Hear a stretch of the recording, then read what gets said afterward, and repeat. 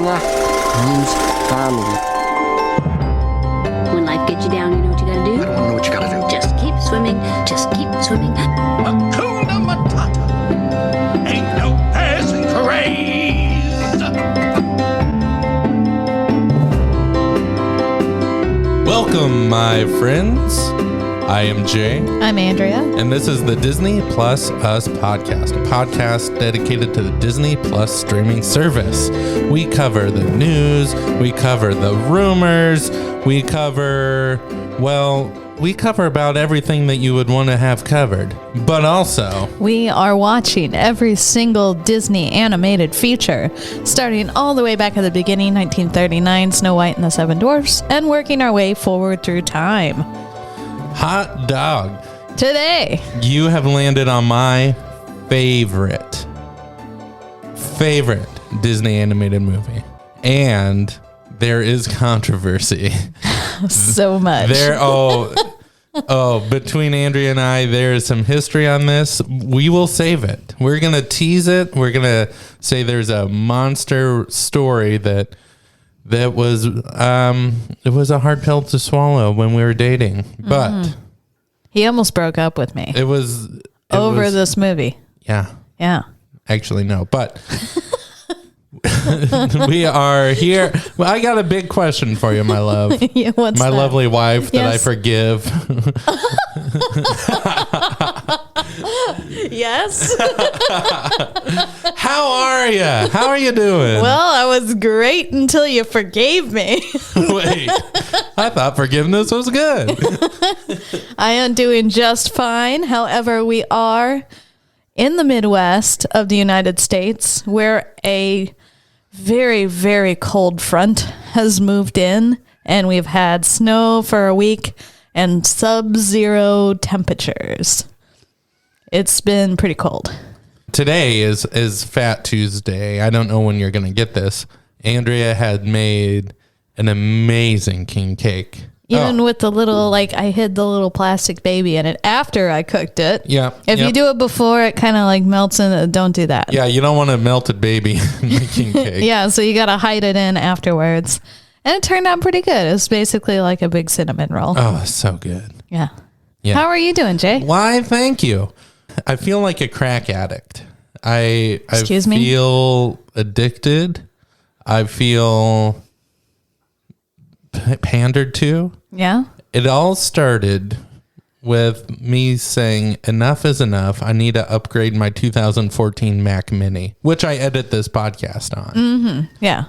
I'm familiar. Let the snowball. So He has been obsessively looking at new computers and all of the trappings that go with them. Obsessively. yes, I just for the nerds out there, I got the new Apple Mac Mini with the M1 chip, 16 gigs of RAM, future-proof that puppy.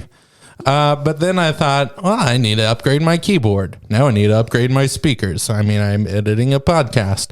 I should probably make my own hutch. So I have woodworking plans and, all the materials ready to go. Oh, I'll need LEDs for that. And this has been a week of this, nonstop. Yeah. Thinking about this. I even ordered a Japanese made, they're called Nimondos.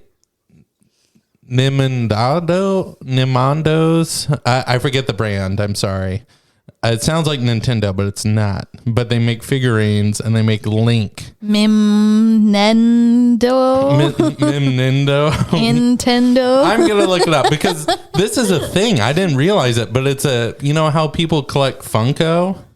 Yes, I do. I have a coworker who has hundreds of them. Oh, really? Okay. Hundreds. So this is called Nindroid. And Nindroid are little... You weren't even close on the name. I know.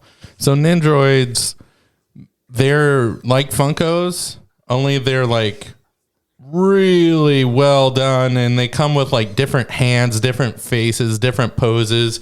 I just pulled up a random one. Okay. And You can do different poses. It's really So cool. it's an action figure. It's totally. I don't need it, but all the YouTubers have it in their computer setup. Like I said, I'm addicted. Oh, so, Jay. Yeah, I'm so glad you've got a hobby for the cold days of winter. I think that's what's happening here.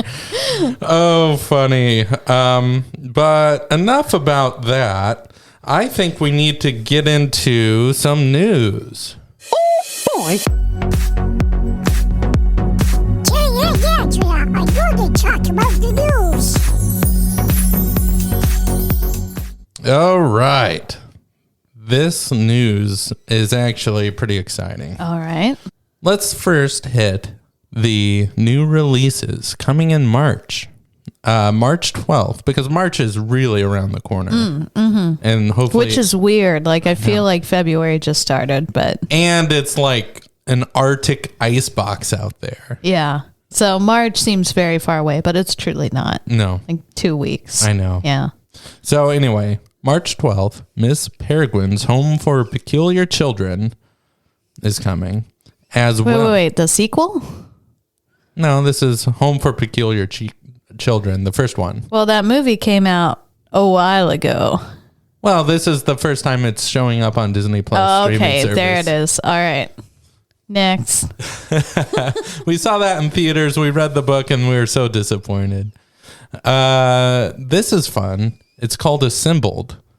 And this is the making of the WandaVision premiere. So, and this is a premiere episode. This is kind of like how we can go behind the scenes in Mandalorian.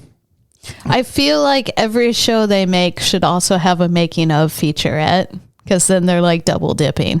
Well, and we love it so much. Like, I Yeah. love the behind the scenes stuff. It is kind of cool. Oh, it's totally cool. So the next is March 19th. Mm-hmm. And this is... That's my half birthday. Is it? Yeah. Okay, March 19th, Andrea's half birthday. We could watch, maybe we will, The Falcon and the Winter Soldier, episode 1. Okay. So this is a new... This is a series, right? Yes. Hold on. Your dad's calling. I feel this might be important. So, Yeah, he tried to call me, and now he's trying to call all you. right, let's pause this. We're back. Sorry for the interruption. It was Andrea's folks. They went through their closet and found vinyl for us to go through. Hopefully there's some good stuff in there. I hear rumors of Nitty Gritty Dirt Band. Anyway, so back to The Falcon and the Winter Soldier. There's an official trailer out. So I'm going to go ahead and pull that up for you. Cool. Running, bullets, fighting on top of semi-trucks. That little girl kick your ass.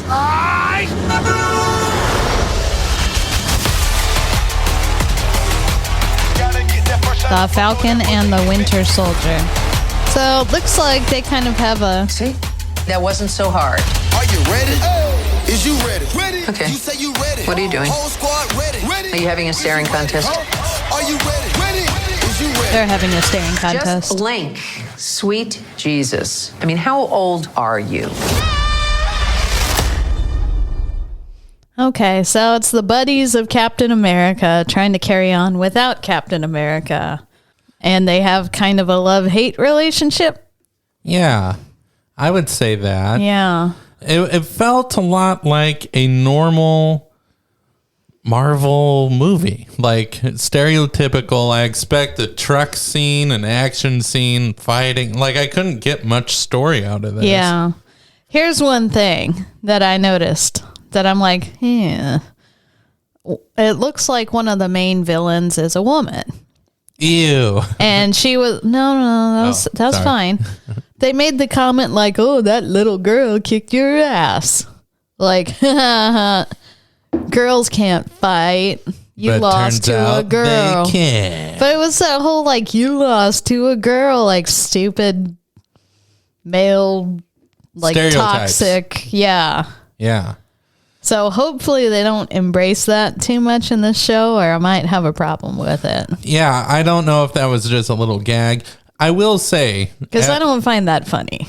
it is a thing though. Like my friends were all wrestlers in high school, and there would always be a moment where they had to wrestle a girl, and it's a Because tough. girls can be wrestlers too. Oh yeah, they can, but it's one of those situations where it's kind of a lose-lose. Like if you lose to a girl, Just because what if she's like amazing and like muscle bound and like way tougher than you? yeah, It's still embarrassing to lose to a girl. I don't know. I mean, I wasn't in wrestling. I was a tennis player. I'm just saying there's like this toxic Double standard, maybe. girls can't be tough kind of thing. Yeah. And if they are, then men aren't supposed to fight or I don't know. I don't get it, but I notice it and it bothers me. It is weird. Yeah, and there is a stereotype that guys are supposed to be the ones that go out and check the bump in the middle of the night, you know? Right, or killed a spider or Yeah. yeah. And that's not always the case. Gender roles, people. Come on. I might reverse that next time we hear a bump. Hey, I always killed the spiders because you're scared of them. I know. They're horrible. Why would God do that to us? They eat other bugs. It's Do fine. they? Yeah. Then why do they have to look evil? Okay, enough about that. That's the whole Disney thing. If they look evil, it means they're evil. But sometimes they just look that way. It's not their fault. Yeah. Okay. So Good chat. we got a lot off our chest there. This is fun. There's a poster that's out for the new Cruella movie. They're making another Dalmatians movie? Live action. Is this like Maleficent where it's from her point of view I can't tell you. of why she murders puppies? Maybe, Okay. but it's starring Emma Stone. Oh. Oh, dang. I have the poster pulled up. Yeah, that's pretty intense. That's Tell- like, What do you see? it's like she's got the black and white skunk hair, but she's posing and the photo's like Madonna. Yeah. Yeah. It's black and white. She looks It's very like, attitude everywhere. yeah. I love it. So yeah, we'll give it a try. Just based on that poster, I want to see what Emma Stone does. She's awesome. Let- she can do no wrong. Yeah, I love Emma Stone. We'll give that a shot. Good. Cool. All right. We have one more bit of controversy to talk about. Mm-hmm. And we're going to try and refrain from political views on this one Ooh. as much as we can. Now that I've been warned. Gina Carano gets fired from The Mandalorian. I saw that. So she was the lady who was, very tough and, Yeah, tough lady. Big muscles. She was a former rebel. Mm-hmm. Yeah, and kind of like the main other like fighter who paired up with the Mandalorian. But in real life, Gina turns out to be a very right-winged political person and posts a lot of right-wing social to her Instagram or Twitter. Okay. Some does cross lines. I know she brought up the Holocaust. I know she's gone. I would say there's a line of decency and there's a couple beyond. And she may have crossed She that. crossed it. And I think the first time she got warned, and just, I want to say it was a couple days ago, she put something out on her Instagram and Disney said, They axed her. you're off Mandalorian. Wow. We cannot have your brand affiliated with this. So my question to you, is that right? Because there's now a petition going by some to get her back onto the Mandalorian. I will say two things. I liked her character on the Mandalorian. She did a good job. So I'm bummed that character will not be there anymore. Yeah. I don't know what she posted. So I have an idea because I've seen some of the outside reality type posts that are coming from the far right of the Republican Party. So I can imagine. But I don't know about this one. I don't know. I mean, is it right? Was it something that was hurtful? Was it something that incited violence?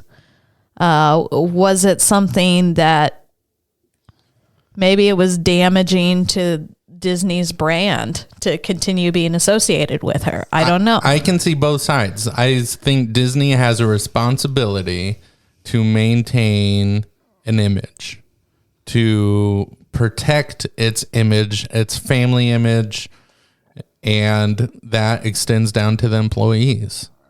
And when maybe you're a movie star and you have lots of followers, you probably shouldn't abuse that and cross the Disney who's paying you as an employee.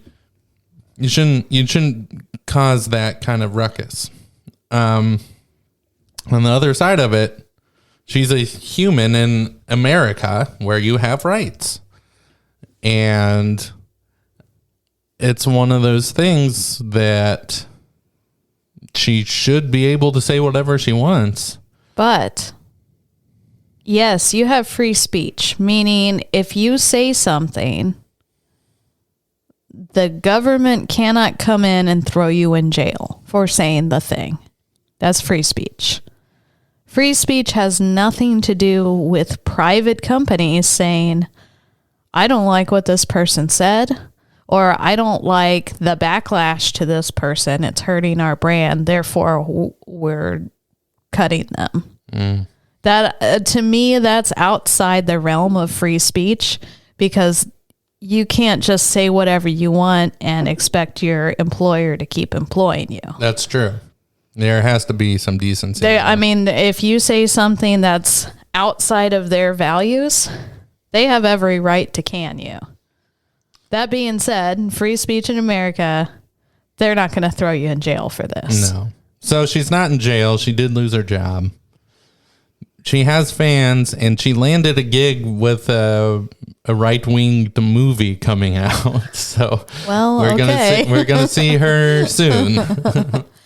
Yeah, it's kind of a sticky situation being a celebrity in this day and age, because how much do you speak up for what you believe in, and how much does that conflict with half of America or half of your fans? Exactly. So it gets messy real quick. Okay. We're done with controversy news. We're done with hot takes. We're done with the news. Except we do kind of have some waves in the water still. Oh, we're gonna more get to controversy. This is like just swimming in controversy. Oh gosh! This if you're episode. a reality TV fan, you're gonna love this. The episode. most dramatic episode ever. Okay. After this. So let's talk about Hunchback of Notre Dame. Yes. I'm gonna go first. Very well. And then we're gonna just kind of roll into the controversy. Jay, when did you first see this? Tell us about your experience. I saw this in the movie theaters. I saw this in the State movie theater on our little downtown Main Street. It was a very old 1920s movie theater, and it was a great, I think this might have been one of the last movies I saw there. It was a great experience. I remember the drama. I remember the epicness. I remember this is the first movie that like got to my soul. Like the Aladdin and the Lion King, and they're so fun, and they like got adrenaline in me. Like, yes, this was something that hit my soul on many ways. And I loved it. I remember being so obsessed about it and just thinking about the music and the art direction and the way they're using little puppets. And we took a family trip to Florida, and I was allowed to pick out a toy, but To Disney World or just Florida? I think it was just Florida. Yeah, it was Marco Island. It was not Disney World. But I was allowed to pick out a toy. And I picked out the VHS tape of Hunchback of Notre Dame. That was your toy. And I remember holding on to it, even in the airplane, reading about it and reading the back of it and being so excited to get home and put it in the tape player to watch. And I loved this movie. What was it about it specifically that really spoke to you? You know, I did like the overall messaging. The music was great. The story was fantastic. And I really liked the messaging of Quasi, love, and even love loss. There's a lot of... It felt like it wasn't focused on the pretty guy. It wasn't a prince. It wasn't a princess. It was somebody else that was the focal point. I didn't necessarily see myself as a hunchback, but I did know that not everybody can be a prince. And this is kind of the first story that hit that mark. And I was at the right age. I'm like, this is so good. So yeah, loved it. So plus I'm a Catholic, and watching a movie based in Notre Dame is really cool. Yeah. So fast forward, Andrea and I are dating. Now we're getting into my story. Take it from here. Okay, so I have never seen this movie. And we had started dating, and Jay was over, and he's like, somehow this came up that this was his very favorite Disney movie, and we should watch it. And I'm like, okay, I've never seen it. Sure, why not? I kind of knew, okay, yeah, it's a hunchback, and yeah, there's a gypsy girl in there somewhere, and like, I didn't really know what to expect. We watched it. I roasted it. Like, I could not keep my mouth shut. I was just cracking jokes right and left. I thought I was hilarious. The movie ends, and Jay is so upset. He is so upset because I just roasted his favorite Disney movie. And even now, I see the pain in your eyes of this moment. Yeah. It wasn't a good one. Yeah. Well, and it was one of those things that, as my girlfriend, when you roast something, I want to laugh with you because you are making funny jokes, but then you're also like tearing giant holes into a loved memory and rubbing salt and things. I think maybe you didn't tell me it was your very favorite before. Yeah, maybe. Like, I think you're just like, oh, you haven't seen Hunchback? We should watch it. And then after I completely like just made fun of it, then you're like, Andrea, that was my favorite movie, and you ruined it. I'm leaving now. I didn't break up with you, and also you were not happy. I wasn't happy, but we also started using hunchbacking as a verb for roasting, and you can't hunchback this, like we'd have to put rules around certain beloved movies, so this hunchbacking sacred. Never happened again. Yes. So I'm going to do my best to bring in a special guest on the second part of the show who is a lawyer. And who also loves this movie. I think he said he liked it, but he didn't. I don't think he said love. Jay is bringing in a professional to tell me why I'm wrong. No.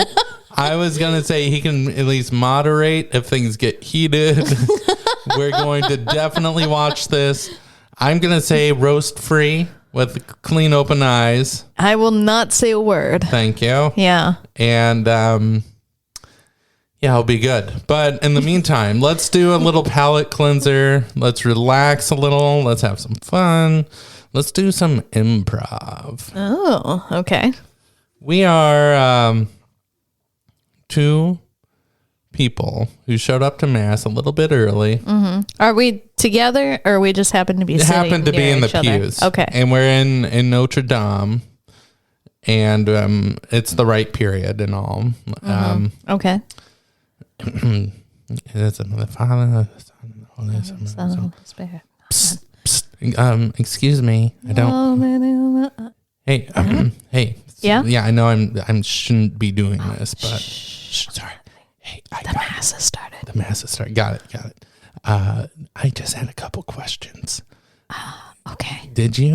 Have you happened to notice some things with the guy ringing the bells here? Oh, and with your spirit. And with your spirit. You too? Yeah, I just noted like the couple bells, things. like they've had a pep to them. And I'm Something like, pep. who is doing that? I don't know. It seems like amen. Amen. Some sort of kind of like I don't know. It almost like there's new songs coming. Father, Son, Holy Spirit. Yeah. It's amazing. It's Whoever's great. doing it. But Now, and don't judge me on this. okay. Does it sound like the guy who's ringing it's kind of ringing it with a hunch? Like something's going on in his back? Yeah, because he really there's some stretching going on Yeah. there. I don't Really think gives it an extra A zip. normal human can do that. Yeah, Father Murphy, Neil, we got to Neil. Yeah. and with your spirit. Spirit. Yeah. It's just kind of odd. So what if should we go check out the bell tower, see if he's up there, see if you're right? Well, we have a while until the sermon, I guess. We just got to be back for the host and all of that stuff. All right. You go first, I'll follow. Okay. And scene. Ridiculous. Oh my gosh. How fun. All right. I'm ready for rocking the boat. I'm ready for reliving memories. I will not say a word. I love you. Let's watch this thing. 1, 2, 3, 4. It's time for the movie. Which remote do we use again? I'll get the popcorn. There could be spoilers. We'll be back in 4, 3, 2, 1. And we are back. We are back. We just finished the movie Hunchback of Notre Dame. And I have such a big surprise for you because not only is he a great friend, not only is he a great lawyer, but he is probably one of the best people I know. His name is John Krager is joining us. I think you're a Hunchback aficionado, isn't that right? Yeah, actually, that's 100% correct. Yeah. Well, thank you. Not just the ones of Notre Dame either. I go all over. Do not discriminate. That's awesome. Well, thank you for joining us. Let's not beat around the bush here. I feel I need to tell John a little bit of the backstory. Okay. Andrea and I were dating. And I said, "You haven't seen Hunchback?" And she goes, "No, I haven't seen Hunchback." I said, "Let's watch it," because it was one of my favorites. Which he did not tell me. And she just roasted it the entire way through. And I felt like I want to let her feel comfortable about roasting, but at the same time, this is hurting my inner child. He was very upset, and I still am apologizing for that. So now that I've done my legal due diligence and made sure all cards are on the table, let's go. How did you like it, John? So I'm glad you told that story. But I am going to have to side a little bit towards Andrea's true feelings here. Okay. I watched this movie years ago when I was a kid, and at that time, I wasn't like a little kid when I watched it, but at that time I enjoyed I enjoyed some of the story. I really liked Esmeralda. I thought that Phoebus was funny. But when I rewatched it, here's my impression of it. It feels like it was written to be a stage musical, not a Disney animated film. And that kept taking me out of the story, because I kept thinking, we should just be on stage. Like, this should just be like a Disney opera. Interesting. And so it took me out of the story. So it's not my favorite. It's not my favorite by far. Okay. Andrea? I think that's spot on. Like, I didn't think of that, but looking back at the whole movie now, yeah, it would make a great stage musical. And I'm kind of shocked they haven't done it yet, because they've done everything else under the Disney lexicon. Right. I will say this time around, not being able to roast it, promising to remain silent through this film. Yes. I enjoyed it more than I did the first time. Oh. And I don't know if it truly touched me in some places. Like, I was feeling the feelings, which I didn't the first time when I roasted it. So yeah. I don't know if that's just because I closed my mouth and watched it, or if it's after a couple years of marriage you've rubbed off on me. I was going to say, do you think it's just because Jay's made you a better person? I don't know if I want to admit that, but maybe he has. Yeah. Because normally she was in the back alleys fighting. I was a terrible person before, gambling, drinking, womanizing. A real gypsy, really. She had no heart, and these movies with emotional ties, she didn't get them. I get it. Yeah. I was the same way before I met Jay. Oh, you guys. No surprise here for me. I loved it. It had been so long since I've seen this, and the last time truly was when Andrea roasted it when we were dating.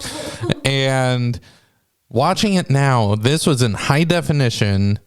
I turned the soundbar way up, and the music blew me away. It was literally nonstop action. I guess there was a little establishing stuff at the beginning, but once you hit the Feast of Fools, it was pedal to the metal, in my opinion. And I don't know. I think there's a lot there. There's a lot of lessons about forgiveness, about treating people how they should be treated, whether they're gypsies or hunchbacks or whatever. And yeah, to me, there was a lot of symbology, amazing music. I love the art. I love the comedy. I'm not going to back down from this. I love this movie. And you have every right to. Thank you. I'm in a safe place. Yeah. Good. Thank you, guys. Let's jump into... Should we talk this through? Yeah. Just kind of plot point by plot point? Let's just kind of see what this movie was really about. Yeah, so let's talk about the prologue. The Bells of Notre Dame, that whole song, and then you kind of get Quasimodo's backstory of he was a child, his parents were being arrested, his mother gets killed on the steps, and Frollo is going to kill him, but then the church man comes out and says, no, you must raise him. So this, to me, it felt probably the darkest story I've ever seen Disney tell to this point. Oh, yeah. By far. And I don't know, Scar killing Mufasa is pretty dark. Holding an unwanted baby and looking at a well. It's pretty bad. Killing the baby's mother, then looking at a well to get rid of the baby. Later on, there's torture. There's definite racism. This is a dark movie. Yeah. And I think I appreciated it at that age. Like, I felt like, this is a story I can handle. I can prove this, that I can handle this. It's not like, oh, here's your Bambi again. Well, and let me say, the reason I did not see it until when I roasted it with you was my mom saw the reviews saying this is not good for children, it's dark, and so she wouldn't let us see it as kids. See, and I was 13 when it came out, so it was the right age for a darker Disney movie. Yeah, but, see, I was 11, so I probably could have handled it at that event. Yeah. Maybe. Yeah. Who knows? So, I have a question. Can I ask a question? Yeah.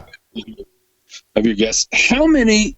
Well, I don't know if it's how many or when did Disney stop, but this movie it starts off with the street side narrator, right? And I feel like that happened so often in Disney movies when I was growing up. Like there was always the Aladdin, the guy who doesn't have anything to do with the story, but then you find out later he does have something to do with the story. Well, even to an extent, Sleeping or your favorite movie, the Beauty and the Beast. Yeah.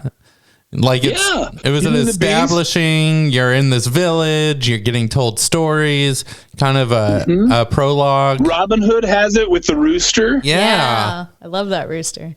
Yeah, it's a good storytelling device. And it works so well. Is it or is it lazy? Oh, come on. Is it like the equivalent of the voiceover at the beginning of a movie? It was a hot October. I was sitting in my office. One person sees an effective tool, the other person sees laziness. Okay. I will say this one, did Aladdin come out before or after this? Before. Before. Yeah, so this one feels like they went, hey, having that street merchant in Aladdin really helped us get into the story. Why don't we do the exact same thing but make it a guy with a puppet show? Like he was so much the exact same thing as the street merchant. I'm not going to fight that. I would agree. Yeah. But again, I love the tool. I love the formula. It worked. I'm not saying it didn't work. But I was distracted by it because I was like, this feels so 90s Disney movie. Yeah. Oh, yeah. Yeah. Okay, so the next plot point, we see Quasimodo grown up. And he knows there's a festival going on today. So he's talking to his gargoyles, trying to decide whether he should go or not. And, well, real quick, for those following along, as a punishment for killing the mom on the steps of Notre Dame, the head dude, Frollo, had to take care of Quasi. And so he said, okay, I'll take care of him, but he must live up in the church. Yeah. So that's that. And then they don't even give us a montage. We just get bumped 20 years. Yep. Here's where the real story happens. A dark montage. Or a boring one. Like verbal abuse every couple of months. We could have seen him, getting to know the gargoyles, starting his artwork, learning to ride a bike around the monastery. Oh boy. He obviously is very strong and swings around the monastery all the time. They could have shown a little of that. Yeah. I'm just saying there are ways to do a montage instead of just being like 20 years later. They kind of did a montage with the puppet show. I'm going to say that. You saw little Quasi growing from a little hunchback to a medium hunchback to a full-grown hunchback. Okay, fair enough. I'll give you that. Okay, so the Feast of Fools, all he has is really his balcony. He looks out. He loves the town. He's chiseled every town member in a little wooden form or a little figure. And the gargoyles say, Quasi, get down there. You only live once. Go for it. Here's a question about the gargoyles. Are they real or are they his parts of his personality? Is it him talking to himself? Yeah. I choose to believe. That's a great question. The only other character that interacts with the gargoyles when they're alive is the goat. Oh, yeah. I watched carefully because I had the same thought. And the goat's the only one that at one point, Hugo sticks his tongue out at the goat. And we all know that goats every single goat you meet has its own issues with mental health. So I'm going to go with that that they were all figments of his imagination. Yeah. Because and he they just kind was- of mirrored his mental state at whatever moment Exactly. he was in.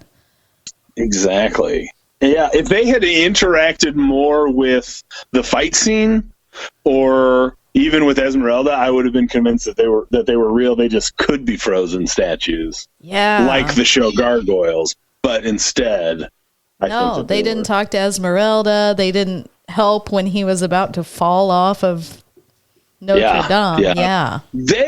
I would totally argue, fake. and Jay, I don't want to bag on your movie because I enjoyed the movie, but I would argue that they're the worst Disney sidekicks that I've ever witnessed. Well, Shots fired. Okay. This is actually I would something argue from the that Hugo is facts. the poor man's Eddie Murphy. You know what I mean? Oh. Jason Alexander is the poor man's Eddie Murphy. here. Wow. Yeah. Yeah, Okay. that's what I'm saying. There's 3 gargoyles and there's only 1 lizard in Mulan, so budgets are real. Well, in the book, The Hunchback of Notre Dame, they talk about Quasimodo having conversations with the statues and the gargoyles. So I so think you've read that's the book. No, I stole this from a fact list offline. But Okay, because I was wishing I had read the book while I was watching this movie because I wanted to know. we you can know, get into they're never this that close, later. though. Like the book is very different and darker. okay. Darker. Yeah, well, I figured that. Yeah. Yeah. So, Less but singing. yeah, I think they're figments of his imagination or something. Yeah.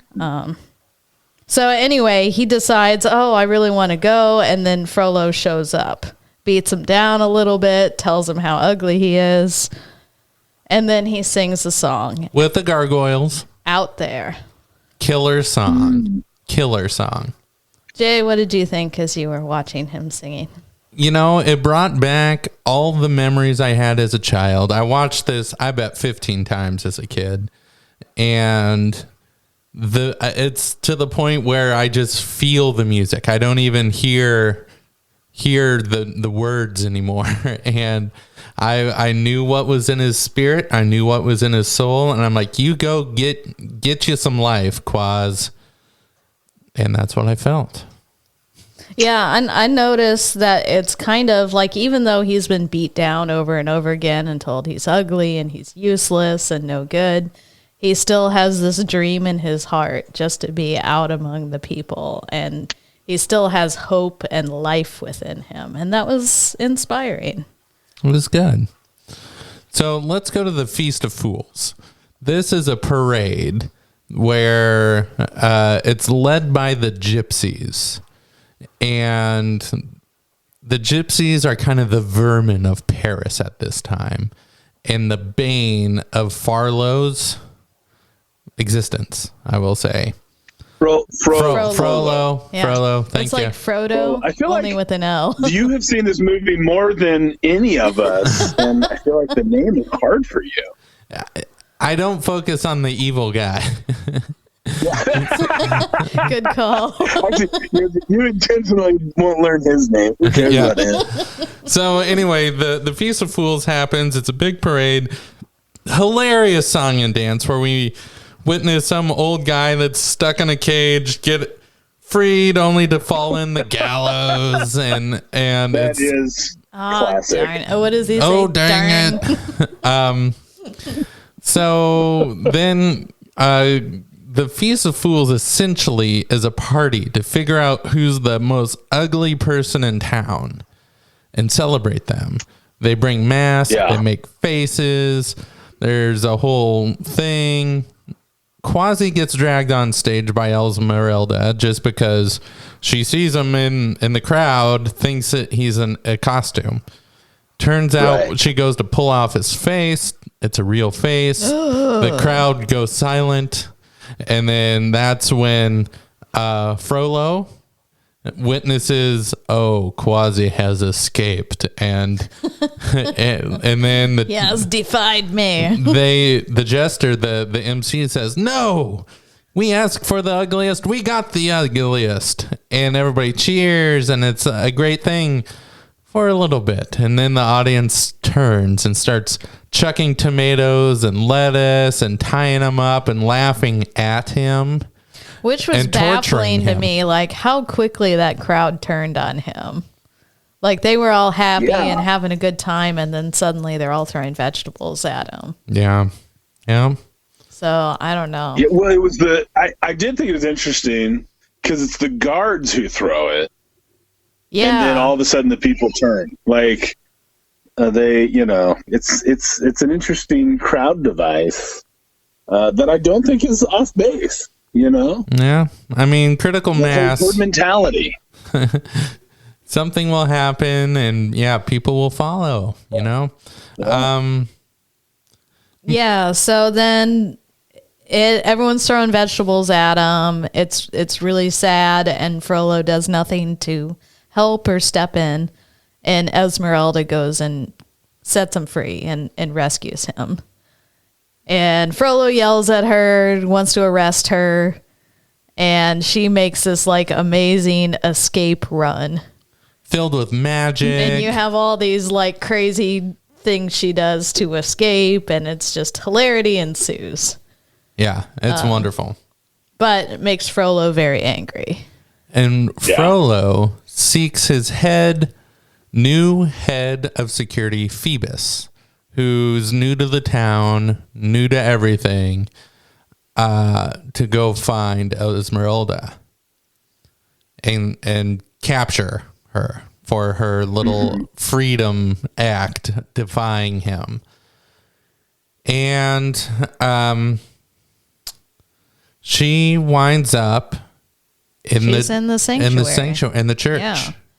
And he's in there. They have a little bit of a fight / encounter.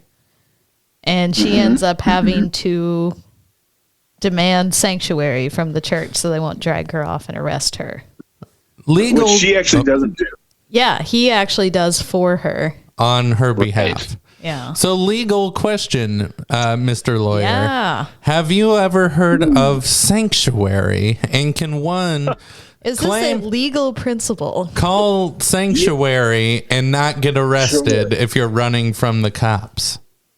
I don't believe in the modern age that you can. It was actually a device that people would use to, if they were, I don't know that you could claim sanctuary if you killed the king and then ran in and claimed sanctuary. Yeah. Maybe you could have. Because the whole thing was, this was during, the sanctuary was, is kind of in that Middle Ages time. There's going to be real historians who are like, this guy doesn't know what he's talking about. But in the Middle Ages time, where basically you have this battle between who's more powerful, the church or the state, and because the church was so powerful, if you went in and claimed sanctuary and said, I'm on church grounds, you can't come in and take me, the church would take you into their protection. So that was a real thing. Nowadays, I wouldn't try it. I don't think it would work. I think they'd say, we're going to come in and get you. I did find a couple instances of modern day sanctuary issues. Oh. So when this movie came out in 1996, it was received very well in France. And there were parallels to something that had happened the year before in 1995 in France, where a group of, I want to say it was 200 immigrants were claiming sanctuary inside the church.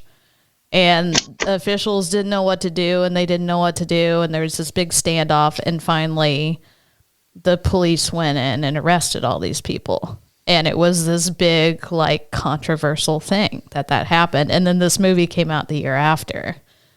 The other case that I found was in the Netherlands. The Netherlands actually has a law that you can't come in and arrest someone during a church service. You have to wait until after or before or something. Okay. So some family was claiming sanctuary inside the church, and so they just kept running continual church services for a week. Wow. Nonstop 24 hours so they could keep this family safe. Huh. Oh, they found the loophole. That's They found cool. a loophole. But yeah, I think nowadays it doesn't really work unless there's some kind of law like that in place. So the next time I'm running from the IRS, You're on your own, Jay. You can't run into the nearest sanctuary. Oh, funny. Okay, so Esmeralda's new jail, because of the sanctuary rule, is Notre Dame. She sings a song, God Help the Outcasts, which I wondered, like, if I were in Notre Dame, I would probably sing this song. Just, I wonder how many people do that. I'll bet plenty. Yeah, it's a good song. It's probably my favorite song out of the whole movie. Yeah. I went least favorite for me. Really? Not that it was bad, but I am You hate people? I'm a sucker for the epic stuff, for the big notes, for the symphony, for the choirs, for the bells. Like and then like sometimes the big evil like dark notes. So basically, like all the other songs Yeah. before this one. Yes. Yeah. Huh. Yeah. Yep. I like Meatloaf, the singer. So Yeah. maybe You want those big rock operas. I want that. Yeah. So anyway, so she's stuck in this new jail. She sings the song. Did she seize? She's stuck in this new jail for like 3 minutes. 5 minutes. She's like, oh, hey, Quasimodo, I like your artwork. You know what? I cannot be a caged bird. And he's like, you're right. Let's get out of here. That's about it. Yeah. I've been, stuck at stoplights longer than she was in Notre Dame. Gypsy's got to go places. They cannot be so. caged. Yeah. Gypsy soul. Yeah, it feels like an eternity for them. So Quasi sees her and frees her in no time. And Right. Well, first they kind of bond a little bit. Like they talk to each other. Oh, you're not a monster. You're not a monster. You're not a monster either. Oh, look at your hand. There's no monster line. That was a nice scene. Yeah, I kind of like that. That was good. Yeah, there's no let me see your hand. There's no monster line. Yeah, that was good. That was good. I did think she was a little rude. She walks right up to his artwork. He's obviously got these pieces covered, and she's like, "Oh, I'm just going to take this cloth off and look underneath." You don't do that to an artist. I mean, I'm going to say the public 9 times out of 10, if an artist has something covered and they could uncover it, they're going to do it. Like it's just if they're out in public, but public she's in his stupidity. That's why art's behind glass now, because people want to touch. People want to touch. Because people want to touch. All right, I'll give it to you. I feel like she's a little rude. She's a guest in this. Yeah, she definitely makes herself at home. She does. But she's a lot nicer to him than Frollo, so that's the only comparison he has. Right. Okay, so once she gets sprung, we have these dual songs. We have Quasimodo singing Heaven's Light over how great that was, and he's made a friend, and he's so happy. And then cut to the song Hellfire, which I secretly loved as a kid. Jay? It was just this like Seriously? It was just the depth of this bad guy. It was like he yearned for Esmeralda, but he knew it was a sin. And he brought up, why did God make the devil so much more powerful than man? Like it was this like really heavy mental conundrum he was fighting. And his solution was, I gotta have her or I'm gonna kill her. Right. It was pretty cool. So I gotta say, for me, this came out of left field. It's because it's presented as, I don't want rabble rousers in my town. And then all of a sudden it's, I'm in love with this woman, and if I can't have her, no one can. And at the same time, he's blaming the devil for the fact that he's just a dirty old man. This is where the movie lost me. This is where the movie completely lost me. Well, This guy's character is all blame. He says he prays to God and says, I am so righteous.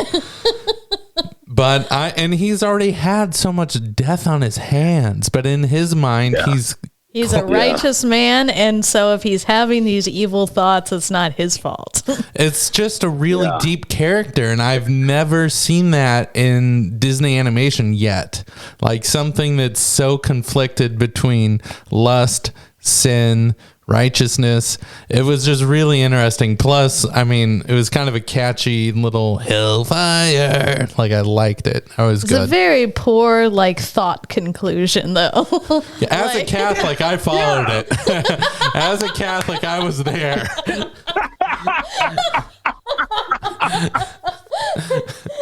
Yeah. You had no. The leap was not a big one for you. I got it. Yeah. No. Oh boy. Oh, funny. But then also we got the dual song, Quasi singing about Heaven's Light, and also the conundrum where he thinks Heaven's Light wasn't ever meant for a face like his, which is also kind of a sad, derpy, also kind of a Catholic. Not Catholics wouldn't say that, but it's just like derpy. It's not derpy, but dopey, derpy, whatever. But it's a feeling I think every kid can feel at some point in their adolescence. Oh, everybody's gonna go have fun, but not me. They do a great job of contrasting Quasimodo with Frollo. Yeah. Because Frollo believes he is so great and righteous, and Quasimodo believes he's dirt. He's nothing. Right. Frollo wants this woman, must have her. She must die if she won't go with him. Because of what she's doing to him. And Quasimodo, although he finds her attractive, wants to be with her, is not that creepy and possessive and... he views her as a human being and not this thing he must have. Yeah, it's not a must for him. Sure, he has the feels, but it's not a necessity. Yeah. So I think they kind of contrast those two kinds of men in the world. I think I'm so great, yet they have these things about them that are not so great, and vice versa. And which one's the monster and which is the man. Interesting. Gosh, I love this movie. It's great. There's some depth there. Yeah. Okay, so moving forward, we have Find the Gypsy Phoebus shot. Yeah, so Frollo's going throughout the town burning down random places. Trying to flush out all the gypsies. Flush out Esmeralda specifically. Right. Yeah, he knows where the gypsies are. He wants Esmeralda. Yeah. Well, he doesn't know where they are, but he knows he's finding them, but he doesn't care. Yeah. And so in the course of burning down a windmill with a completely random family in it. Phoebus was ordered to do it, and he says, nope, I'm not going to murder innocents here. Which, he's already thrown a bunch of innocents in jail. For me, it was a little too late there, Phoebus. What? I get you're not going to... The killing is one step too far. Who did he throw in jail? Of gypsies in jail already. You remember the gypsies? They pushed in the water while they were shackled up.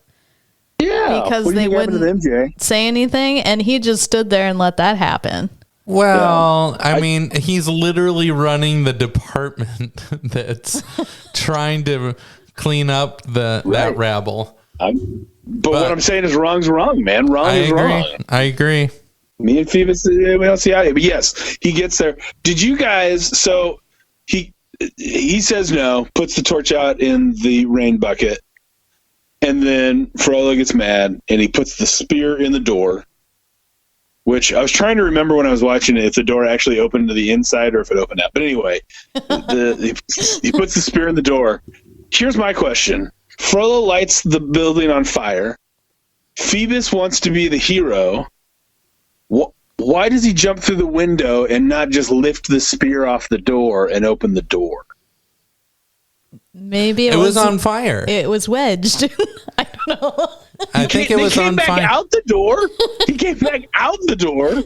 For me, I think in my brain, I honestly thought they cut away. I thought it was now Phoebus on the run, people free, and it was assumed he got him out. Like I don't it remember. caught on fire. Jumps through He the rescued window. them, and then they're Yeah. like, "You are condemned to death." Oh And yeah. Then he gets away. Oh, and Yeah, then he gets- Esmeralda that's why he throws gets the shot, rock. She's alive. Yeah, she helps witnesses him out. this whole thing, and does a little. Who's the guy that takes down the giant with a slingshot? Little David. David. David throws a slingshot on the butt of the horse holding Frollo. Yeah.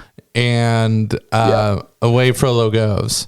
Which, side note, I love her like goat smoking a pipe costume that she wears. Yes. It's brilliant. That is amazing, and I don't know how she trained her goat to do that. Yeah. It was a great cover. Once Phoebus is freed, he's on the run, and he ends up He gets shot with an arrow and he falls in the water. falls into the river. She jumps in, Yeah. Little Mermaid style, and rescues him from drowning. Meanwhile, the guys are like, "Let him drown," or something like Yeah. that. And Yeah. like I said, this is action from here on to the credits, pretty much. Cut true. to the other reason I think these gargoyles are figments of Quasi's imagination. The song "A Guy Like You," where they are encouraging him to go for Esmeralda. She'll love you. She wants to be romantic with you. You're a great guy. So once they've built him up, they've encouraged him. Then Phoebus and Esmeralda show up at the door and they're like making out and stuff. Yeah. So they really don't know. It is what's in his head. Yeah. Which I felt kind of bad for him. Like that he's thinking these thoughts and he's like, yeah, maybe she does like me. And it just kind of builds and snowballs and then it all just comes crashing down. It's very sad. Well, this is where Esmeralda says, "Quasi, I need a favor." And of course, Quasi's going to do anything. Yeah. And she says, "Take Phoebus. He's been shot. He's been drowned. He needs to heal. Take him. He's a friend." He goes, "Okay." And he takes what was once an enemy into his home and has him, healing. He heals. He says, "Let's find," or no. This is when Frollo comes in and says, "Hey." Frollo shows up, yeah. Yeah. And He doesn't have a long time to heal, and in fact gets thrown under a table pretty quickly. yeah, that's true. But And then kicked in the face. but very funny because it's funny. Hilarious, Violence is but- funny. But when Not did he great, heal not and all great that? care. Yeah, that's my question. I mean, there was no healing time. He was on But, death's door and then suddenly he was okay. She did sew him up, so maybe Smooched him up. maybe she put some gypsy like herbs in there. We should Oh, see 'em. funny. Well, okay, so it's Quasi, Frollo, And Frollo's like, I know where they are. I attack at dawn. Ooh. I knew it was a lie. I knew it was It was a such setup. a trap. such a trap. And so Quasi and Phoebus say, "Hey, let's go warn them." And in fact, they lead Frollo and a gang of warriors to The Court of Miracles. where the gypsies live. Yeah. Which is the old catacombs in the French sewer. Mm-hmm. Which I think is the walking into the catacombs and then when they get surrounded. That is one of the coolest scenes of the movie. Oh, when they're the skeletons. Yeah, when the skeletons come up because they're dressed as skeletons, hiding among the skeletons. Wow. Okay. I like that. I'll let you have that scene, but I'm gonna let you know when my coolest scene was. Okay, cool. That's fine. All right. So they almost kill Quasi and Phoebus because they have stumbled into the Court of Miracles and they're not gypsies, and the penalty is death. Right. They And- assume that they're spies. Yeah, and that's when Esmeralda spots them, says, "No, they're friends." Pull the mask off, and the it's not a guillotine, the gallows. Gallows. The gallows. Gallows. And they say, "Hey, you're gonna get attacked tomorrow at dawn."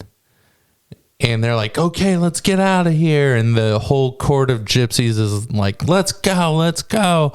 And that's when Frollo says, too late, I'm already here. And pandemonium, giant in battle type stuff happening right now. And this is getting close to my favorite scene. The scene where they're going to burn her at the stake, is that your favorite scene? No. So okay, they're in the square below Notre Dame. They've got all the wood piled up. Esmeralda's tied to the stake, and Frollo's like, all right, choose me or I shall burn you alive. And like a badass, she spits in his face, and then he sets the pyre on fire. Right. Meanwhile, Quasi is chained up 6 ways to Friday up on Notre Dame. Right. Very poorly chained up. It's not like he's shackled or anything. They just kind of wrap the chains around him. Yeah. I don't know. I'm going to say he was sufficiently wrapped. I think you could probably wiggle out of that. Well, he had deformities, so maybe his hump wasn't big enough. You're saying that his hunchback kept him unable to break free. But still, okay, so here comes my favorite scene where he is so strong, he rips the chains like Samson, and he does a slack line where he takes a rope, jumps from like the highest spire of Notre Dame, swings down to the smoking Esmeralda, who's now collapsed because of fire and probably smoke, and he picks her up all within the view of Frollo, and it kind of says screw you, and takes her to his hideout sanctuary. But he runs up and he does this awesome thing where the crowd's yelling and there's fire burning, and her unconscious body, he holds her above his head and screams sanctuary like a wrestling belt. And that was my favorite scene. Like, I felt in the moment, it was just such a beautiful triumph for him to overcome his personal demons, and meanwhile the demons of the true colors of Frollo are being shown, and this kind of opens up the beginning of the end here. Does it's a big powerful scene. I did kind of have the thought that it was like a wrestling belt when he was holding her up. That's how I am the heavyweight champion of the world. 13-year-old Jay thought that's what you're supposed to do to girls, once you rescue. Oh boy. Sanctuary! Thank you for not. I was going to say, Andrew's like, that actually explains a lot. That really that time in explains a Mexico. lot. Okay. Oh boy. All right, so now I was just making a fire in the fireplace, and suddenly he was scooping me up and swinging off of things. It was weird.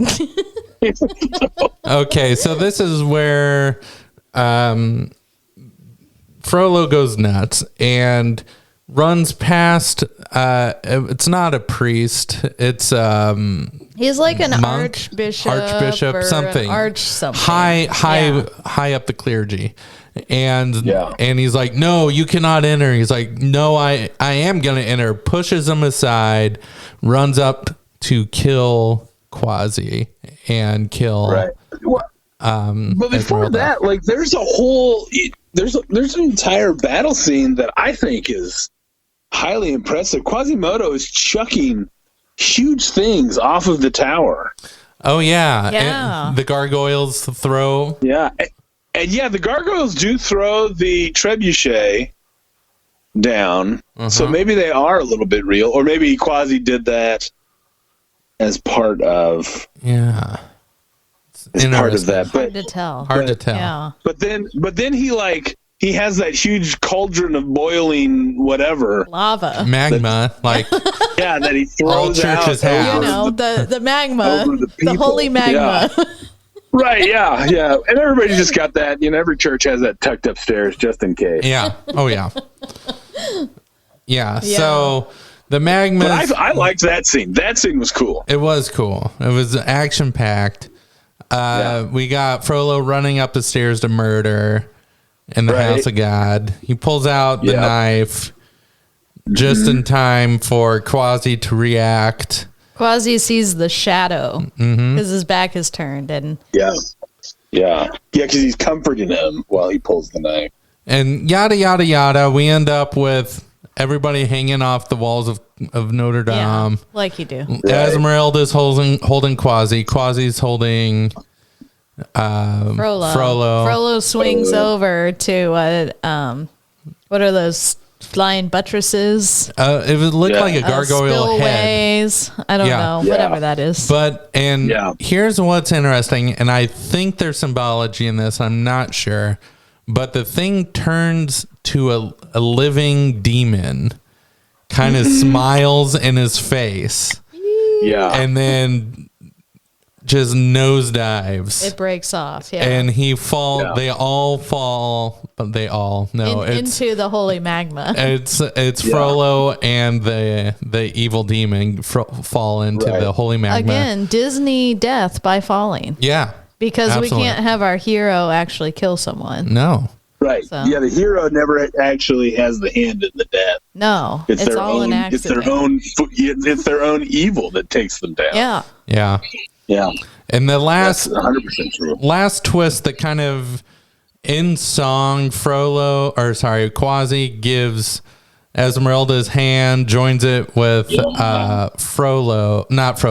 Phoebus's hand, and says, "This is okay by me." And I think that's a good move. I think that taught a lot of things to a lot of people. And we hope. Yeah. Then we get credits. That's the end of the movie. Yeah. Jay, you glossed over something real quick, and I just want to point out, Quasi is about to be stabbed. Quasimodo has ripped through chains. He has freestyled down a building. He's carried a woman up a building. He's thrown giant pillars off of buildings. He can't stop a 300-year-old man from stabbing him? I see. The way I read it was he did. Like the hand came down. Like the hardest thing he'd ever done. He's like, ah. Well, you see the moment where his eyes kind of change and he decides to actually fight back. It's a mental battle he's fighting. Yeah, it's not a mental battle. It's not necessarily physical. But you're right. Like the strength is not always. Well, maybe maybe it was. He was hesitant. I'll buy that. It was, this is his father figure, such as it is. Okay, all right, I'm sold. Yeah. I want to talk about his crazy strength for a minute. Would he be that ripped just from ringing bells and swinging around? Yes. I mean, if he spent his whole life doing that, those bells are heavy. Oh yeah, and swinging around, that's hard work as well. Yeah, that's true. You got to be 100% when you're playing on the top of Notre Dame. No mistakes there. Exactly. And if we go with the theory that the gargoyles being alive are in his head, they are moved around the whole movie. So that means he's picking those up and moving them to play with them on the daily. Yeah, that's a good point. That's some upper body there. That's how heavy would those would be hundreds of pounds. Yeah. To pick those up and move them. Oh, yeah. Mm-hmm. Yeah. Okay, that's a good point. Although, would he look more proportionate if his arms weren't so big and his legs so tiny? I think that was part of his kind of deformity, though. I think he needs a leg day just to balance it out. Would you say that Quasimodo was the original CrossFitter? The original what? The original CrossFitter. Oh, yes. Yes, totally. I think I can think of no better segue into fun facts than this. All right, let's do it. Ooh, all right. Here are true facts about Hunchback of Notre Dame. The only thing that I dug up, fun fact wise, is that I looked into because the reason that I liked this movie at all when I first watched it when I was 13 was that I loved Demi Moore and I loved her voice. Demi Moore's voice is like, it's one of the best voices that there ever was. And so when I was looking up the characters, I noticed that she didn't sing her own songs. Oh. And there's actually a woman named Heidi Mollenhauer who sings all of Esmeralda's songs. But after she did this movie, before she did this movie, she was like a gig singer in bars and things. She does this movie, and then she never did another movie or anything. She like left the business after this. Whoa. Wow. I wonder what happened. Mic drop. Well, I found an interview with her from like the beginning of 2020 where she talked a little bit about it, but it was 30 minutes. I didn't watch the whole thing. I cared, but not that much. But I mean, basically, she like decided to go on and just kind of live a regular life. I found a website where she was like into ceramics, and she did ceramics for a while.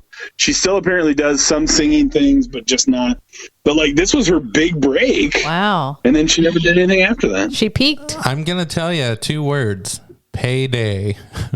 A big old check from Disney does a lot to a normal life, and she kept it normal. Yeah. I don't know that they would have paid her that much, though. I don't know. Like more than the bar gigs. But that's yeah. all. Royalties. Yeah, more than the bar. She probably gigs. gets royalties as well. No, for just doing a voice gig, but you're not the main voice on the character.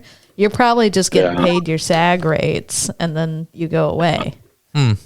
We'll have to ask her how much money she made. Okay, we'll call her up. I got a fun fact also regarding the music. The opening musical number, "The Bells of Notre Dame," is, according to Alan Menken, the best opening number he had ever written. Wow. I'm gonna underline that 3 times because to this day I still get like chills. I don't know. I'm gonna say Beauty and the Beast prologue was better. Yeah, I was gonna say, I actually, in my notes that I took when I was watching this movie, wrote that this is the worst opening song I think Disney's ever had. You too. And Alan, I just want to say, it's nothing against you. I'm sure you worked hard on this, but it did not suck me into the movie. Oy. Oh. Sorry. It's great. Jay, I feel terrible. I feel like you asked me on this show. This is one of your favorite movies. You thought you were going to have some support here, and I'm leaving you out to dry. No, it's okay. Well, I don't apologize. It's what I feel, but I do feel bad. It's fine. I've lived through worse. Okay, here's another fact for you. So Tony Jay was the voice of Frollo. We have previously heard him as the voice of Shere Khan, the tiger, in Jungle Book. We have also heard him as the asylum keeper in Beauty and the Beast. So this was a big role for him. Sure, that was where the whole movie I was going, I know this voice, and it would be Shere Khan. So here's some other crazy stuff. While Quasimodo is singing Out There, the camera pans over to Paris and zooms in on the street. In this scene, Belle from Beauty and the Beast is seen walking and reading her book. Yep, and she's in the bottom of the screen to the right of the well. Yep. Pumbaa from The Lion King is being carried on a pole by 2 men, carried out of the bottom of the screen, but left in the well. And another man in the blue-gray tunic is shaking out the carpet from Aladdin. How did I miss all of this? Isn't that crazy? Ooh. Are they just really tiny? Is that why?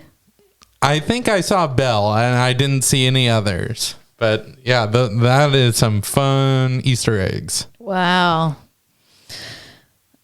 Okay, so I've got a fun Cyndi Lauper fact. Oh. So Cyndi Lauper was originally cast in this movie, and she thought she was cast as Esmeralda. But then when she came in, they were having her read for one of the gargoyles. Oh. So huge letdown for Cyndi Lauper. And ultimately, they decided to make the lady gargoyle older and more like full of wisdom. And so she was cut entirely. Oh, Cindy. Ouch. That hurts. That hurts. This was the last Disney animated film to use mild bad language, hell and damn, until Cars. Yeah. Cars in 2006. I do not remember that kind of language in Cars. Yeah, I don't either. But when we get there, we'll have to remember. I'm trying to picture those cars saying, ah, hell. Damn. Oh, funny. Okay, so. Yeah, well. Oh, go ahead. Oh, I was just going to say that according to IMDb, this is just because of Jay's love of the Hellfire song. According to IMDb, the censors actually made them, when they animated Esmeralda in the fire, when she's the fire lady, they made them animate more clothing because they thought she looked like she might be naked in the fire, and the censors were like, the mud flap girl. Yeah. Yeah, so apparently this could have been even darker and weirder, and the censors saved us from that. Thank you, censors. So the book, quite different and darker. So I wanted to list out some of the differences. So Frollo in the book is actually the archdeacon of the church. He's not like a judge who's outside the church system. They changed it for Disney because they did not want to have run-ins with the church. They didn't want church people getting mad that they made this evil guy head of the church. So Quasimodo in the book is deaf and mostly speaks unintelligibly. Oh. So that would make it harder for him to do and say all of the things he did in the movie. So he must have been quite different in the book. Phoebus in the book is a womanizer, is not truly interested. He's interested in Esmeralda as a womanizer, but ends up marrying some other woman. No. Quasimodo in the book actually kills Frollo by throwing him off the cathedral instead of letting him fall. He does this after Frollo hangs Esmeralda, and she does indeed die. Wow. Yeah. Oh, wow. Yeah. So he doesn't save her in the book. No. Super dark. Which explains why Phoebus marries someone else, because, she's dead. Yeah. That would do it. Yeah. Okay, so Frollo is considered one of the darkest and most evil Disney villains, even more so than original counterpart in the novel. Walt Disney Studio purposely meant for him to be as evil as possible in an attempt to avert the trope evil is cool common to many Disney villains. So there's not going to be a movie about Frollo, no, like they're doing with Cruella de Vil or Maleficent. No, probably not. No spin-off to make us fall. No Frollo spin-offs. Real quick, I got one more. The Latin chants heard throughout the movie are adapted from actual Gregorian chants, including a portion of the Dies Our music can be heard in the scene where Frollo kills Quasimodo's mother. It was part of Wolfgang Amadeus Mozart's famous last composition, Requiem in D minor. Tom Hulse, who played Quasi, played Mozart in the movie Amadeus. Yeah, that was one of my facts. There we go. Yeah. There we go. All right, let's do one more. So the animators for this movie were competing with the animators for Pocahontas and Lion King for space in the Disney Animation Studio.